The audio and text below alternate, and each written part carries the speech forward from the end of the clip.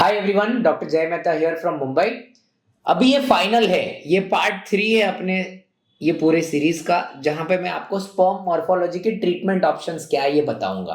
Alright, देखो मैंने first video में बताया था कि ये जो नॉर्मल स्पर्म है जो मैं आपके लिए ड्रॉ करके देने वाला हूं ना, ये जो आपके लिए नॉर्मल स्पर्म मैंने ड्रॉ किया है, ये चालू होता है एक सिंगल सेल से।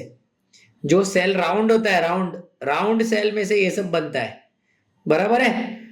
अब उस चीज को, स्पर्म को इतना अच्छा बनाने के लिए सबसे ज्यादा इंपॉर्टेंट महत्वपूर्ण भूमिका निभाता है एक इंपॉर्टेंट हार्मोन, और वो हार्मोन है मेल हार्मोन जिसका नाम है टेस्टोस्टेरोन। ओके, तो कोई भी स्पर्म को नॉर्मल होने के लिए बॉडी में टेस्टोस्टेरोन का वैल्यू बहुत ज्यादा इंपॉर्टेंट है। टेस्टोस्टेरोन के साथ में और एक इंपॉर्टेंट हार्मोन है जो पब्लिक भूल जाता है, और वो हार्मोन का नाम है ईस्ट्राडायोल। ये मेल्स में भी होता है बाय द वे, ऐसा ध्यान में रखने का, क्योंकि हम है ना बहुत सारा एजोस्पर्म में, मतलब जीरो स्पर्म काउंट वाला बहुत मेल का ट्रीटमेंट करता है, तो उन लोग में टेस्टोस्टेरोन और ईस्ट्रोजन का एक रेशियो हम कैलकुलेट करता है दवाई देने के पहले।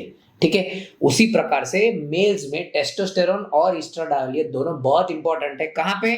ये दोनों का कॉम्बिनेशन होना चाहिए टेस्टिस में अच्छी तरह से। ओके, ये सब होने के साथ में बहुत एक इंपॉर्टेंट चीज है जो अच्छा स्पर्म, नॉर्मल स्पर्म बनाने में काम करता है, और मैंने इस चीज पे काफी वीडियोस बनाए हैं, और वो है एंटीऑक्सीडेंट मैकेनिज्म। ओके, तो मैं सिर्फ एंटीऑक्सीडेंट लिखूंगा। एक्चुअली में अगर आप देखोगे तो दुनिया का सबसे बेस्ट एंटीऑक्सीडेंट है अपना सिंपल च्यवनप्राश। ओके, च्यवनप्राश में तकरीबन 30+ एंटीऑक्सीडेंट्स रहते हैं। घर पे जो च्यवनप्राश बनता है ना, वो हमारे पूर्वजों ने बनाया है। उनको मालूम था कि आगे रिप्रोडक्शन अच्छी तरह से एस्टैब्लिश करने के लिए मेल्स में एंटीऑक्सीडेंट अच्छा चाहिए भाई। अपन जो स्टाइल मारते हैं ना बहुत, अरे मेरे को लाइफ में बहुत स्ट्रेस है, ये है वो है, ये सब स्ट्रेस बेस की वजह से एंटीऑक्सीडेंट का वैल्यू कमती हो जाता है। ये एंटीऑक्सीडेंट अगर अच्छा रहा तो स्पर्म वैसे भी नॉर्मल बनता है। और एक तीसरा प्रॉब्लम है जो आज के जमाने में बहुत कॉमन है, frankly speaking, and that is obesity. Obesity मतलब मोटापा। ओबेसिटी की वजह से ना ये इस्ट्रोजन का वैल्यू बढ़ जाता है और टेस्टोस्टेरोन का वैल्यू घट जाता है। ये ओबेसिटी का बहुत बड़ा प्रॉब्लम है। इसीलिए अगर आपके स्पर्म मॉर्फोलॉजी में कोई प्रॉब्लम है तो सबसे पहले आपको ये चीज करनी है। सबसे पहले you should repeat the test. ये सबसे इंपॉर्टेंट है। Just repeat the test.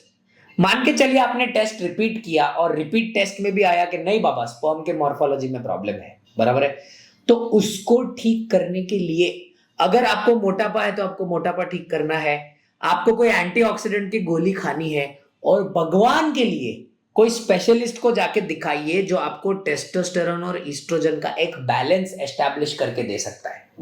You have to have good antioxidants, you have to have a good lifestyle, all right, and you need to consult a specialist। ये तीनों चीजें बहुत ज्यादा important है ताकि आपका स्पर्म मॉर्फोलॉजी पे कुछ इफेक्ट आए।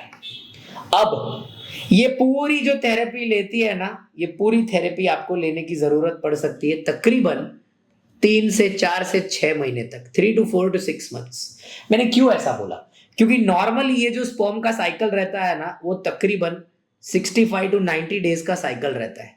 जो पूरा स्पर्म बनने का जो प्रोडक्शन स्टार्ट होता है वो 65 to 90 डेज लगता है स्पर्म को ऐसा बनाने के लिए। ऐसा नहीं है सुबह को चालू किया शाम को बन गया, ऐसा कुछ भी नहीं है। ये बहुत स्लो प्रोसेस है, इसको टाइम जाता है। कहाँ पे बनता है? ये बनता है ह्यूमन टेस्टिस के अंदर, ऑलराइट। इसको टाइम लगता है, इसके लिए थेरेपी भी लंबी होता है। ऐसा नहीं है कि आपने 1 महीना दवाई लिया, अरे मेरे पे तो कुछ इफेक्ट नहीं आया, क्या फालतू डॉक्टर है, डॉक्टर चेंज करो। डॉक्टर चेंज करने की जरूरत नहीं है, खुद को चेंज करो। ठीक है, 3 to 4 to 6 मंथ्स का थेरेपी लिए बिना अपने आप को शाण पट्टी मार के डॉक्टर नहीं समझने का और कुछ भी कमेंट पास नहीं करने का, तो इतना थेरेपी तो लगेगा।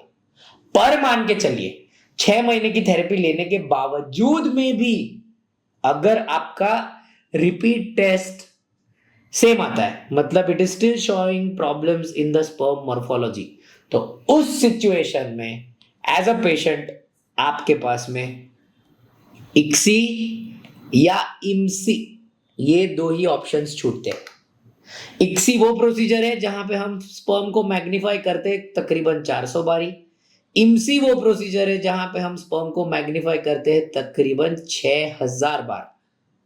अगर आपको ऐसा लगता है कि नहीं डॉक्टर मेरे में तो प्रॉब्लम है तो मैं डायरेक्ट इमसी ही कराऊंगा, मेरा इमसी करने से मैं 100% प्रेग्नेंट हो जाऊंगा, तो प्लीज ध्यान में रखिए इक्सी और इमसी आप कुछ भी करो, इन चीज में मार्जिनल डिफरेंस है सक्सेस रेट में। Okay, there is just a very marginal difference in success rates. इसमें से कोई भी आजकल के पेशेंट क्या करते हैं, पेशेंट डॉक्टर को आके पढ़ाते हैं कि डॉक्टर हमने देखा है कि आपको हमको ये प्रॉब्लम है तो हमारे में इमसी करके दो।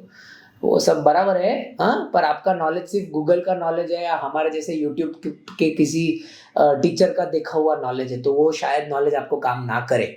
तो डॉक्टर के एक्सपीरियंस पे जाइए उस समय पे। पर ध्यान रखिए सबसे पहले आपको ये 3 चीज करनी है, number 1, number 2, number 3, consult a specialist, please do this. आधे से ज्यादा लोग ये नहीं करते, है ना। और 90% मेल्स में 90% मेल्स में इतने में ही काम हो जाता है। जो 10% छूट जाते हैं ना, जिनमें रिपोर्ट चेंज नहीं होते, उनको फिर इक्सी या इमसी करने की जरूरत पड़ती है, जिससे आपको आपका खुद का हेल्दी बच्चा हो सकता है। Alright, any further question sperm morphology को लेके आप कमेंट्स में डालिए, मेरा टीम आपको आंसर जरूर करेगा। हमने ऑलमोस्ट 1 लाख पेशेंट्स को जवाब दिया है आज तक। Thank you so much.